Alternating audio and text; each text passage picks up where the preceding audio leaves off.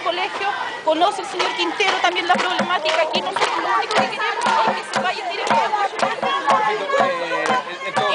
Esto nació de los alumnos, porque los alumnos no quieren un auxiliar que llegue con estado de ebriedad y que encima los rete. Ellos tienen que estar ellos tienen que estar limpiando el patio, porque él no hace nada, él se dedica a andar toda la mañana en el centro, no cumple sus funciones como auxiliar. El director aguanta eso. Y creemos que ya es bueno. Jessica, en todo caso, ¿ustedes lo canalizaron a través del centro de padres y apoderados?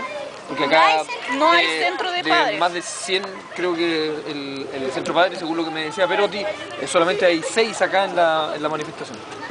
Sí, lo que pasa es que la gente tiene miedo a las represalias. Aquí hay un montón de gente, los niños de octavo, también ellos querían tomar su colegio, pero los apoderados tienen miedo a las represalias porque hay muchos que tienen niños en primero, kinder, entonces tienen miedo que después tomen represalias contra sus hijos. Ella tuvo que sacar sus hijos. Mi nieto también. Ella tuvo que sacar sus hijos del colegio. Mi nieto también lo sacó. Por hostigamiento. Señora, ¿cuál es su nombre?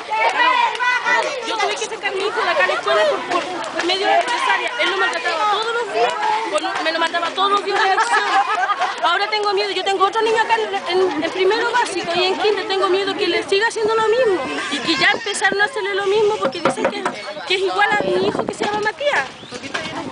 Entre el director, la señora Fabiola, son iguales. Ahí no hay diferencia. Nosotros no queremos que se vaya la señora Marcela.